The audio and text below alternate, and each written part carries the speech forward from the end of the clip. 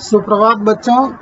हमने अरुण जी की एक हास्य व्यंग्यपूर्ण रचना अच्छा पड़ोस का सारांश आपको दिया है और आज हम उसका एक आलेख प्रस्तुत करना चाहेंगे।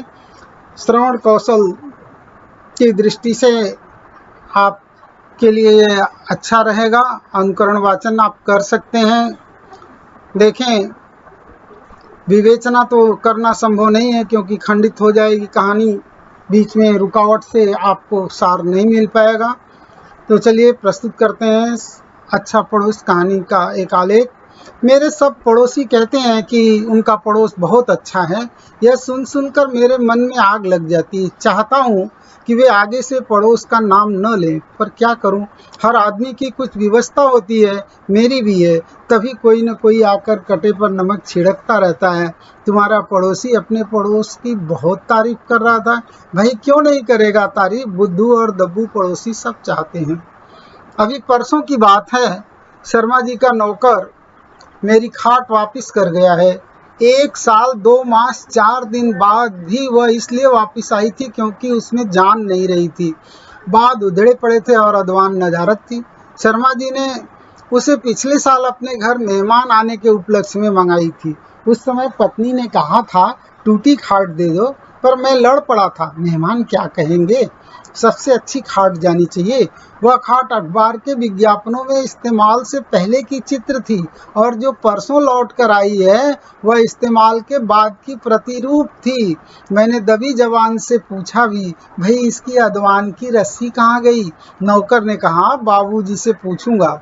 मेरे पड़ोसी भी इतने भले हैं कि उसी समय नौकर से जवाब भिजवा दिया कि उनके कपड़े सुखाने की बिलंग की रस्सी टूट गई थी। सो मेरी रस्सी ने उनकी बड़ी सहायता की है। एक दो दिन में वे बाजार से नई रस्सी ले आएंगे, तब मेरी अदवान वापस भेज देंगे। अब बगल के हाजेला साहब को अखबार पढ़ने का शौक है। वह यह कहते हैं कि मेरे यहाँ स्टेट्समैन और तुम्हारे घर हिंदुस्तान टाइम्स आता है। मैं जानता हूँ कि ये अखबार वाले बड़े बेपर की उड़ाते हैं, परंतु दोनों को साथ पढ़कर मैं सच को ढूंढ निकालता हूँ। वैसे मैं जानता हूँ कि वे भी बेपर की उड़ा रहे हैं। उनके घर कोई अखबार नहीं आता। समय के पाबंद इतने हैं कि अखबार आने के पूरे 2 मिनट बाद उनकी आवाज़ आती है, क्यों भाई अखबार आ गया क्या? अखबार उड़ जाता है और शाम को मेरे दफ्तर से लौटने के बाद ही लौटता है। मैं यही सोचकर दिल को मना लेता हूँ कि बहुत सी जगह ऐसी है जहाँ अखबार अगले दिन पहुँचते हैं और वहाँ के रहने वालों को एक दिन बासी खबरें पढ़ने को मिलती हैं। आपको एक भेद की बात बताता हूँ, कहीं मेरे पड़ोसियों को न बता दीजिए। मेरी जितनी किताबें हैं सब पर मेरे दोस्तों का नाम लिखा है। इसका राज यह है कि किताबें खरीद कर मैं लाता हूँ और पढ़ता है सारा मोहल्ला। कई बार सोचा कि यह शौक छोड़ दूँ क्यों, किंतु जिसकी तलब पड़ गई वो आदत कहाँ छूट सकती है। पहले किताबें पड़ोस में मांगी जाती थीं, वहीं रमी रह जाती थीं। इस बेवफाई से बचने के लिए मैंने यह तरकीब लड़ाई कि किताब खरीदते ही उस पर किसी दूसरे का नाम डाल देता हूँ, जिससे पड़ोसी लोग वापस कर देते हैं, और यदि वापस नहीं भी कर रहे होते हैं तो उन पर जोर डाल सकता हूँ, भाई दूसरे की किताब है, वो मेरी जान खा रहा है। जिस दिन से यह युक्ति भिड़ाई है 80% पुस्तकें मुझे वापस मिल गई हैं। चाय चीनी मांगकर ले जाना न मालूम के बराबर हो गया है। पर मेरी तो बाल्टी और कड़ाही भी मंगी चली जाती है। रोजमर्रा की चीज देने का नुकसान यह है कि उन्हें लौटाने कोई नहीं आता। मुझे ही उनके घर 5-6 चक्कर काटने पड़ते हैं। बाल्टी का उदाहरण लीजिए, बाबू रामकृष्ण मांग कर ले गए थे। पहली बार वापस लेने गया तो द्वार में घुसते ही पता चला कि वे घर पर नहीं है। अगली बार वे नहा रहे थे।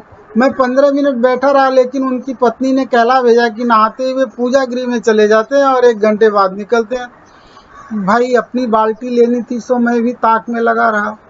एक दिन अपने छज्जे से मैंने उन्हें गली में घुसते हुए देख लिया और झटपट नीचे उतरकर उन्हें अपनी बैठक में साइकिल रखते हुए आ पकड़ा। मुझे देखकर वे खिजाई हंसे और खुद ब खुद उन्हें बाल्टी याद हो आई। नौकर को आवाज लगाकर बोले, अरुण जी की बाल्टी दे जा। नौकर बाहर निकला। बहू जी कह रही हैं वह तेल में सनी पड़ी है, हम शाम को साफ करके स्वयं भेज देंगे। मैं शिष्टाचार में मुस्कुराया, भाई जरूरी काम है, मंगा दो। हम खुद साफ कर लेंगे। उन्होंने भी नौकर को भुड़का, जा ऐसी ही ला दे। उनकी बाल्टी बेचारे तंग हो रहे होंगे, तुम लोगों को चीज मांगनी तो याद रहती है। अपनी डांट को अधूरी छोड़कर वे मेरी ओर मुड़े। अरुण जी, रोजाना वापस करने की सोच रहा था, लेकिन काम नहीं निपटा था। और सच्ची बात तो यह है कि काम अभी भी निपटा कहाँ है।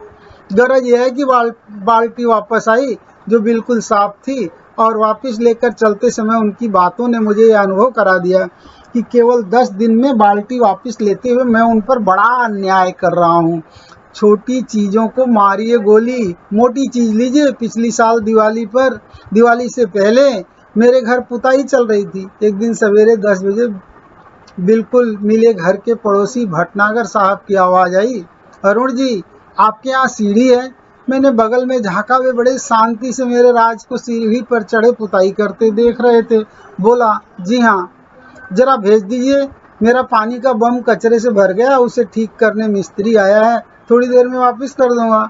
मैंने जवाब दिया, मैंने भी आज के लिए मंगाई है, शाम को राज के जाने के बाद आप ले लीजिएगा, कल सुबह मुझे वापस भेजनी है।